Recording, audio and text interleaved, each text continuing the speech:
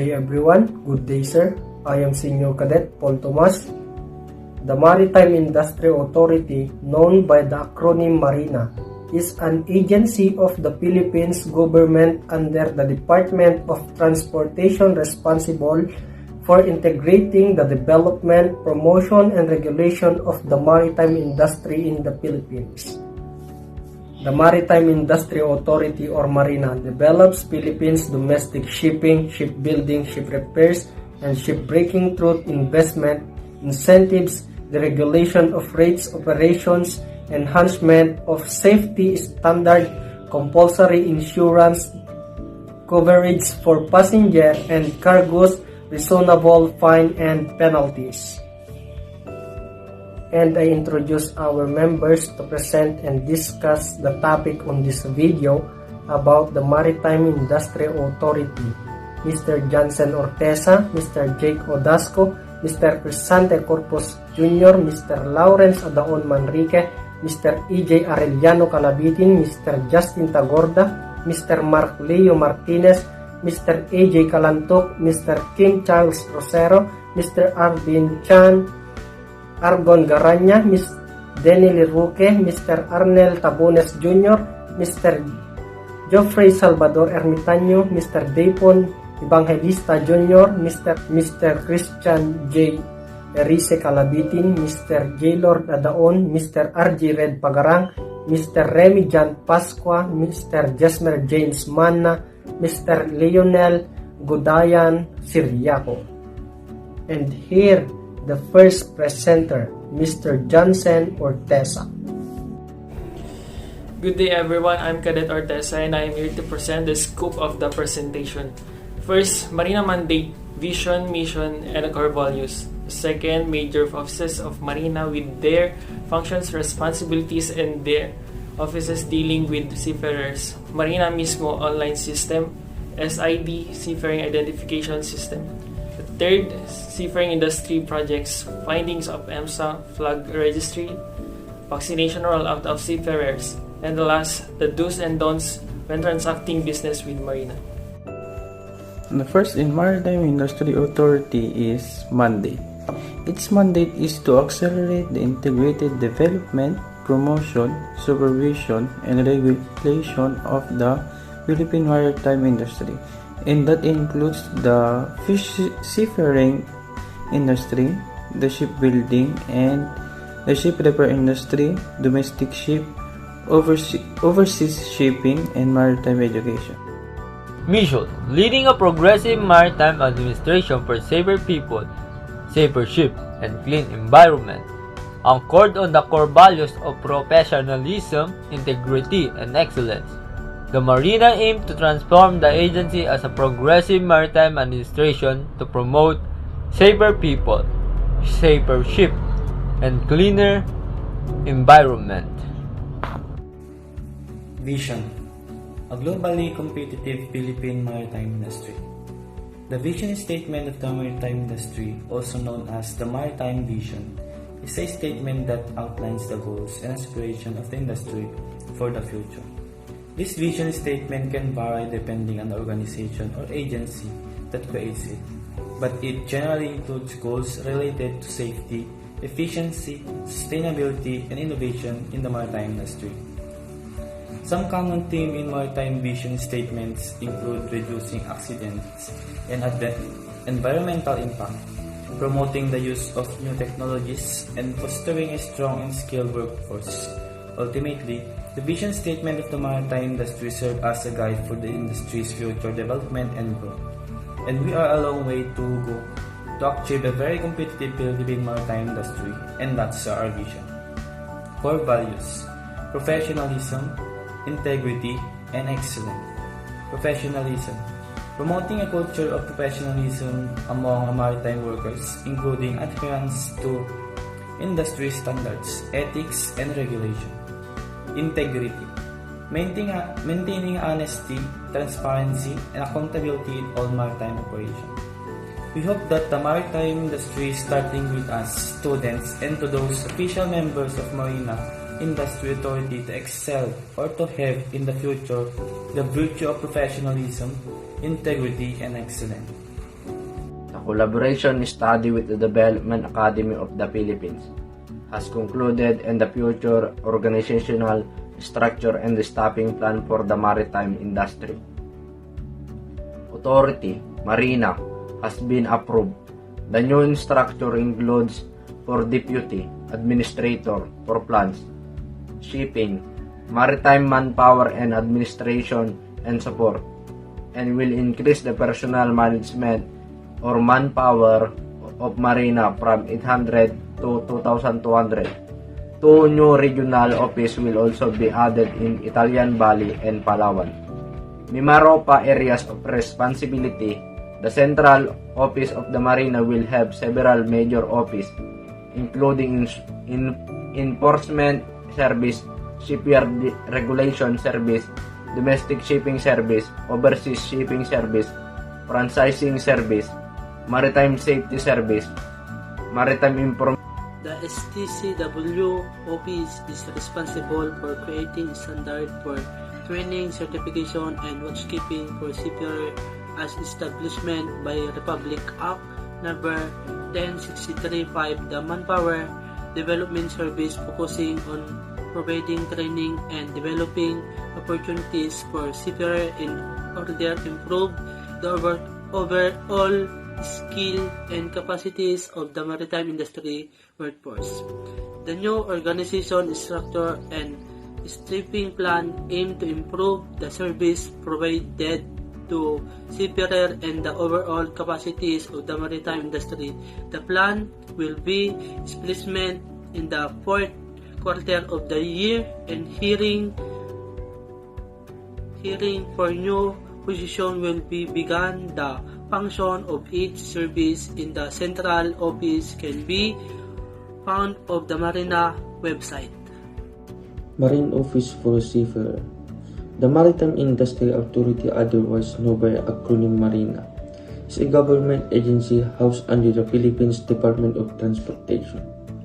Its main task is to integrate the development, promotion, and regulation of the maritime industry in the country, while maintaining the effective regulation of maritime law in shipping industry. Since it was established in 1974, Marina has been saddled with functions involving the operation and quality maintenance of domestic and overseas water carrier. Also listed in their job description is a registration of vessel, insurance of license, and addressing of safety concerns pertaining to vessel construction and the enforcement of maritime law in the country. As the primary agency in charge of the maritime industry, the Maritime Industry Authority, MARINA, had to make sure that their services are accessible to everyone who needs it. This is particularly so when it comes to fulfilling their mandate to help provide their assistance, financial or technological, to the industry and all parts of it through public or private financial institutions and agencies. Having said that, we made it easier for you to find the Marina office that you need in the event that you have questions or concerns that the agency can address. The Marina Integrated Seafarers Management Online System, or MISMO, is known as the new Marina Online Appointment System. Unlike the old online appointment system, the MISMO system requires registration. With the new system, we get to benefit in ways that save us time and money. Moving forward, MISMO has its own login page for easy access. Search https://onlineappointmentsystem.marina.gov.ph/ where it's present a few options to tap into. We have the sign in button, the sign up or verify ID/certificate button, and a newly added exam schedule. Signing it allows you to log in with the credential you provided during the registration. It is preferable if your SCS portal credential and those for new Marina online appointment portal are the same wireless sign-up takes you to time registration process, which is take about 5 to 10 minutes complete, including the schedule of transactions. You will need a valid ID address to complete the registration. On the other hand, Verify ID, the certificate let you verify your Marina issued certificate. You can provide the certificate number ID or SIRB. They are updating the website almost every week, as right now they have added the exam schedule button to the login page, which wasn't seen before. The content of the new Marina online appointment system continuously being updated and approved. Manpower Development Service recommends the adoptions, review, updating, and implementation of the maritime manpower sectors, plans, programs, projects, policies, standards, rules, regulations, and guidelines on the insurance registration of identity, record documents to qualify the applicant seafarers domestic or overseas as applicable documentation and licensing of qualified domestic seafarers and harbor, bay and river pilots, and the competency assessment system of the domestic seafarers, shipyard manpower, and other maritime manpower resource of the country. Hi guys, I am Arnold Jr. Vitabones and I am discussing about the SID or Seafarers Identification System. Under the Maritime Industry Authority, January 25, 2019, Marina's new rules and regulations prescribed in Memorandum Circular No. MD 2019-1, the Seafarers Identification and Record Book, commonly known as Seaman Book, will be replaced by the Seafarers Record Book and the Seafarers Identification Document. Meanwhile, the SID refers to an international identity document under ILO Convention 185 revised 2003, used to obtain proof of the Bureau's eligibility for visa waiver, and to identify them as a genuine seafarers who may be entitled to transit with their passport at ports and borders crossing and to assure leave without a visa. As for SIRB holders, the circular clarifies that all previous issued SIRBs shall remain valid until the expiry period and can be used in application for SID. Seafarers whose SIRBs are valid may apply for the SRB if desired, but may keep using their SIRBs until expiry. SID is valid for 5 years. SID issued to cadets below 18 years old for shipboard training purposes is valid only for 3 years. If an applicant is unable to claim his or her SID within 6 months, after application shall be revoked. Therefore, one must reapply again.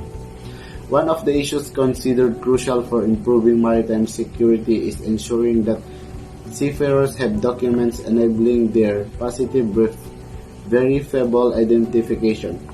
Many countries will be requiring such identification before they are prepared to grant special facilities enabling seafarers to carry out international professional moves necessary for their work or for their well-being. The 91st session, June 2003, of the International Labor Conference adopted the Seafarers Identity Document Convention revised 2003 No. 185. The Seafarers Identity Document Convention revised 2003 No. 185 is enforced as of 9 February 2005.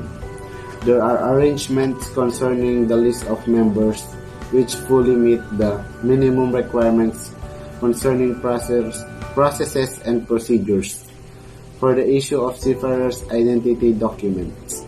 Following biometric interoperability testing in 2004, 2005, 2006, and 2008. 12 biometric products have been found to comply with the relevant requirements of the Convention No. 185 and the ILO SID-0002 standard.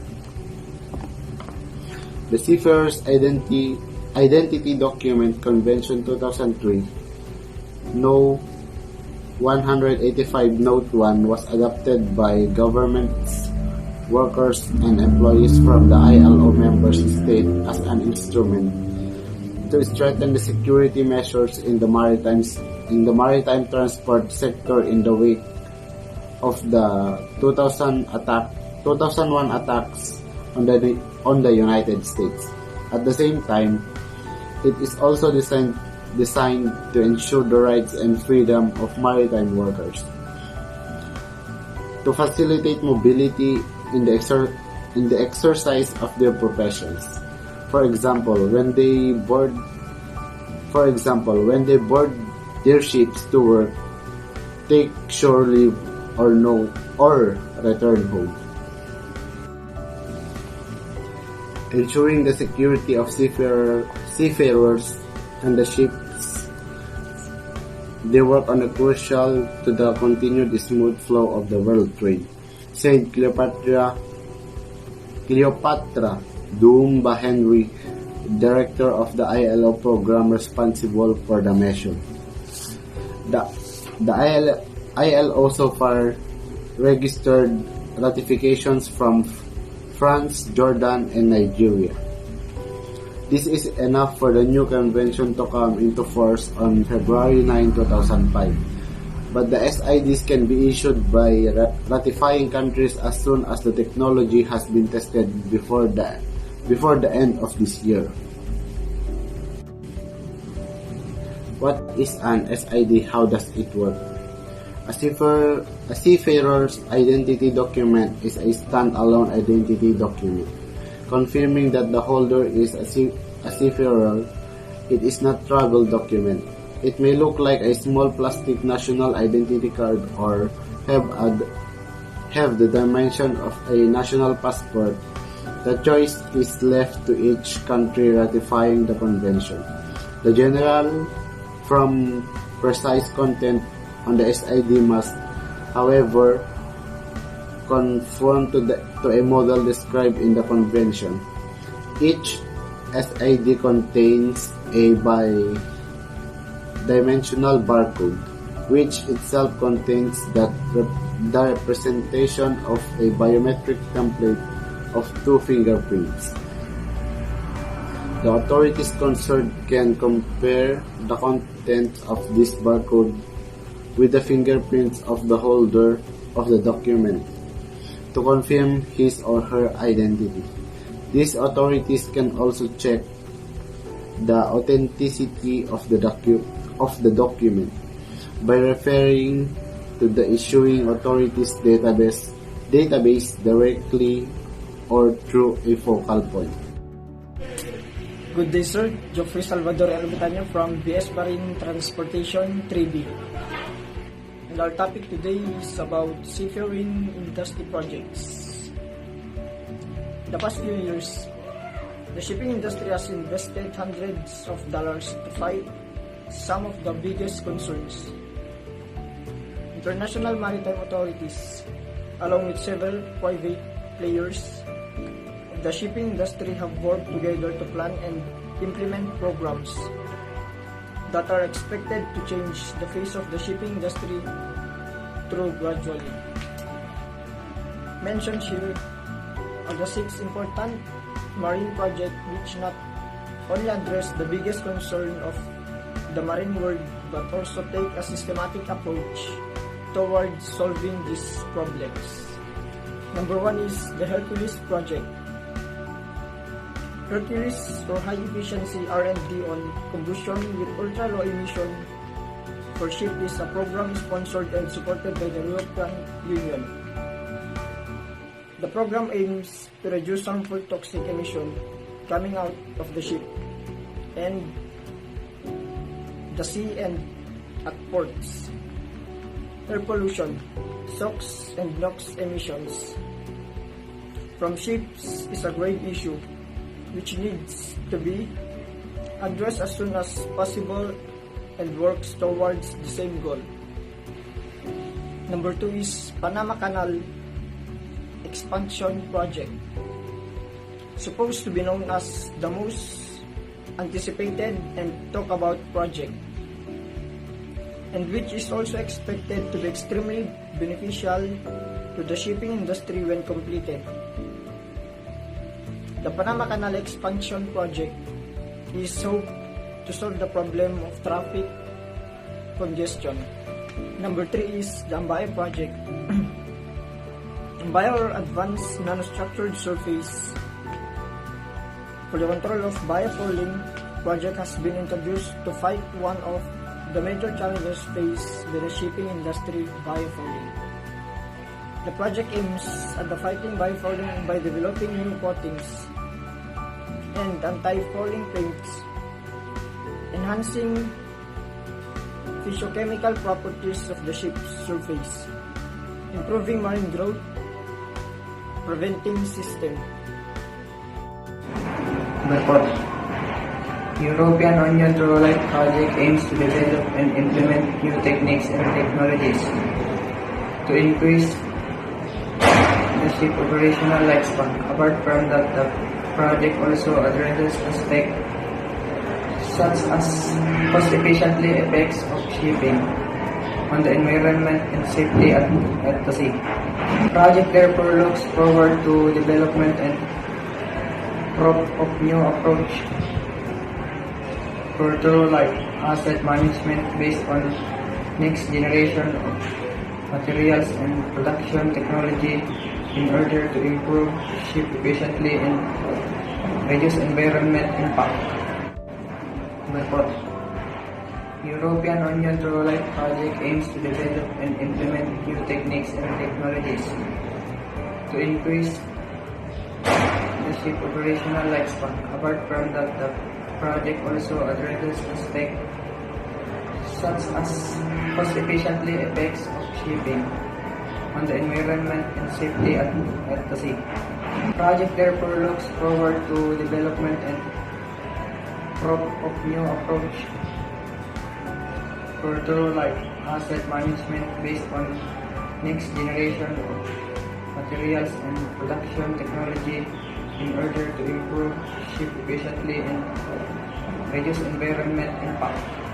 IMO Globalance. Ship playing to different oceanic water areas have been the main reason for increase in problems related to invasive marine species, with increase in shipping traffic in the past few years. This problem has been massively accentuated. International Marine Organization IMO Global Ballast Program calls proper management of the ships ballast water by ensuring various methods, such as regular tank cleaning, ballast water treatment, prevention of ballast tanks, dealing in specific areas, etc. The Global Ballast Program gives special importance to the ship ballast, water management plan, and prevention ballast water discharge in specific areas. The European Union Leadership 2015 program aims at fighting the challenges faced the shipbuilding industry of the Europe. In order to apply the European shipping industry, the leadership program will take a systematic approach to address various issues bordering the shipping industry. Here are the findings of the European Maritime Safety Agency or the EMSA, but let's have a brief discussion of its scope. So our maritime institutions are not of European standards. The threat of banning Filipino seafarers on European flagships has hung up the country's growing industry since the Philippines failed an EMSA STCW audit over the standards of the country's training institutes in 2006 and multiple audits since. Some in the Philippines crewing industry point rightly to the fact that most graduates of the substandard schools never actually serve at sea on international trading vessels. It is a quirk of the Philippine private maritime education system that while it churns out around 25,000 to 30,000 graduates a year, less than 20% of it serve on board vessels. This is evidenced by the substantial investments made by major ship managers and owners in training facilities in the Philippines that these companies ensure their Filipino recruits are up to international standards. So the EMSA threatened to withdraw the certification of around 40,000 Filipinos seafarers working on European vessels because of some Philippine agencies were unable or unwillingly to implement reforms since the first EMSA assessment in 2006. In 2006 assessment, the EMSA said some maritime training institutions in the Philippines did not comply with the STCW. Similar findings were reported in 2010, 2012, 2013, 2014, and 2017. Most schools in our country has a problem of getting their students on a ship for their shipboard training, which is a major problem that EMSA saw. So finding number 1 is about the program and course design, review, and approval. So the country has been questioned of the capability of its maritime education system and curriculum regarding of the lacking that must be complied with STCW 1978. So kulang tayo sa lackings tayo sa courses and sa trainings na sinasabi dito ng EMSA. So number 2 naman is monitoring, supervision, and evaluation of training and assessment. We have 91 maritime institutions in our country in which many of the schools doesn't meet and does not fully comply with the standards of STCW. And Marina was not able to inspect or supervise to address the problem. Marina is having a hard time inspecting each institution if they are in standards and if they can improve the deficiencies of their institutions. Number 3 is the examination and assessment of competence. Ayan, kulang tayo sa assessment ng competence kaya nagkakaroon ng problema when it comes to European flag vessels. For availability and use of training facilities and simulators, one major issue is the lack of training facilities na nagkukulang tayo sobra. Number 5 is the on-the-job training. Students study in 2019 that says only 20% of students applying for cadetship, local international, is also a problem since there are limited company that provides apprenticeship.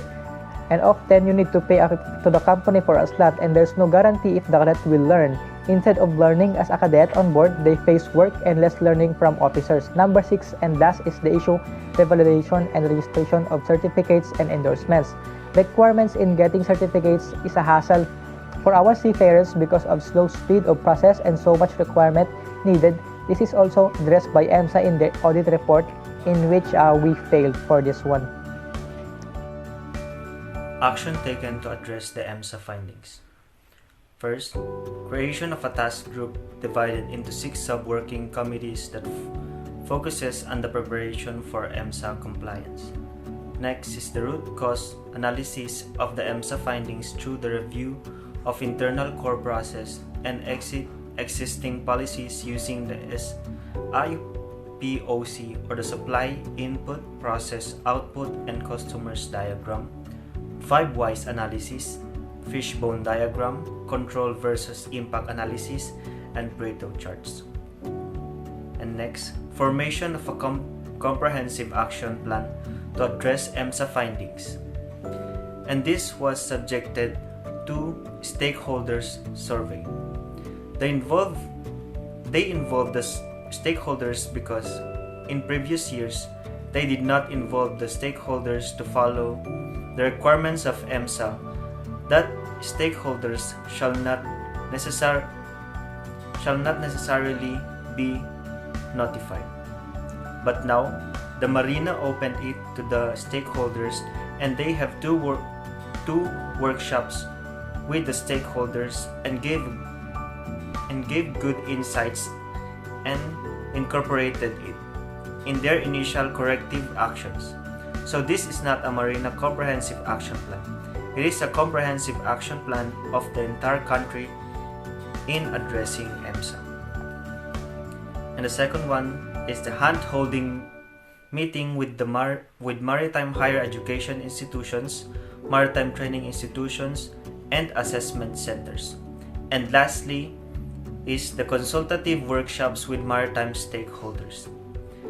Upon initiating survey to the stakeholders about the action taken by Marina to the findings of EMSA, they approve and very happy by the good action taken by Marina. And this is the message of Marina. As can be gleaned from the measures implemented and action taken by Marina, together with all maritime stakeholders, is doing its best to fully address the EMSA inspection findings, with the whole of the government approach from the Office of the President to all the concerned departments and agencies. We comply as one. We would like to assure everyone that we shall do everything within our powers to maintain the recognition of STCW certificates issued by the Philippines through the concerted efforts of the government and the cooperation of all key players in the maritime sector. And this is the message of Marina. As can be gleaned from the measures implemented and action taken by Marina, together with all maritime stakeholders, is doing its best to fully address the EMSA inspection findings, with the whole of the government approach from the Office of the President to all the concerned departments and agencies. We comply as one. We would like to assure everyone that we shall do everything within our powers to maintain the recognition of STCW certificates issued by the Philippines through the concerted efforts of the government and the cooperation of all key players in the maritime sector. May these accomplishments dispel all your worries and anxieties, and may these assurances propel the confidence of everyone to do our part and pitch in our share to sustain our compliance with the STCW Convention 1978 as amended. And Marina encourage all seafarers to renew their licenses in the event of an EU non-recognition, and all our seafarers with renewed license can still work overseas. Thank you. Vaccination of seafarers. In the global fight against pandemic COVID-19, vaccination is a key. Therefore, IMEC and ITF strongly recommended seafarers to get vaccinated and of the companies to ensure that the seafarers what want to be vaccinated are allowed to do so when this is possible. Several vaccines have not been authorized in different countries and more against official authorization on the regular basis. Throughout the pandemic, seafarers have ensured that the global supply chain continued to deliver good despite the restriction, and it is essential that key workers are prioritized. When it comes to life-saving vaccines, some countries are already started mass vaccination campaign and start mass.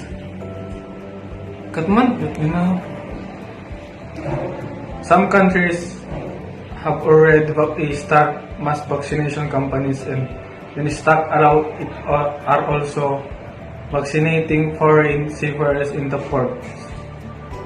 The United States lead the way that we are soon joined by countries like Canada, Belgium.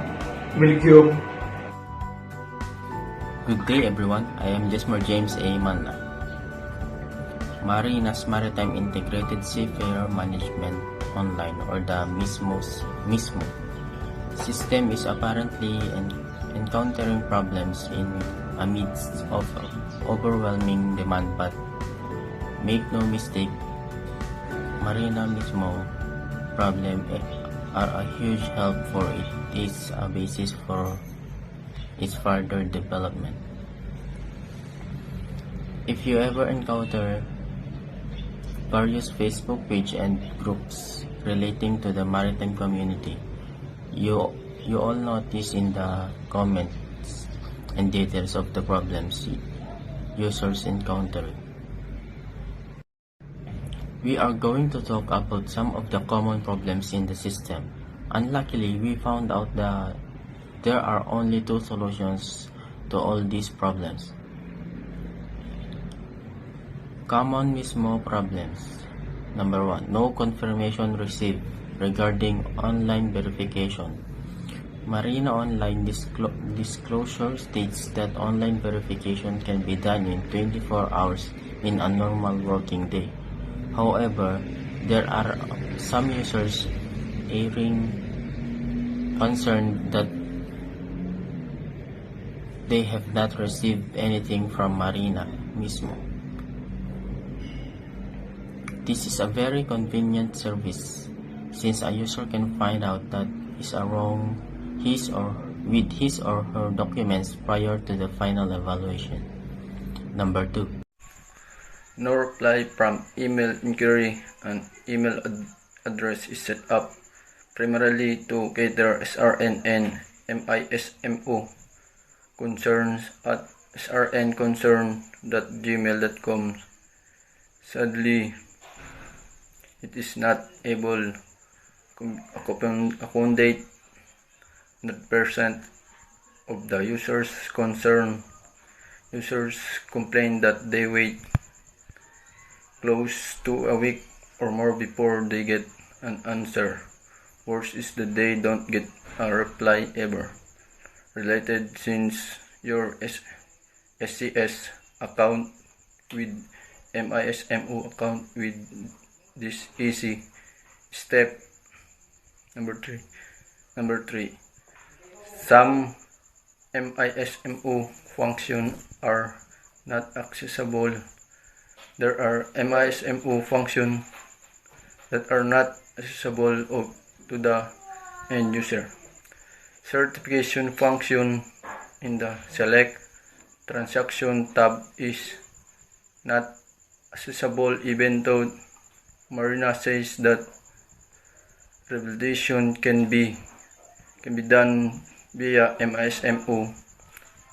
There are some users that the profile is not yet 100%, so to say. Number 4. SRN does not appear after MISMO registration. One of the most important purpose of MISMO registration is the generation of separate registration number SRN. If a separer don't have this, then she cannot transact with Marina.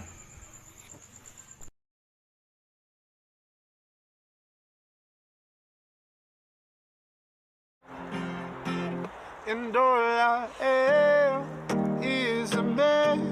I want the world in the palm of my hand. I hate the beach, but here I stand in California, and my toes in the sand. Put your hands in my sweater.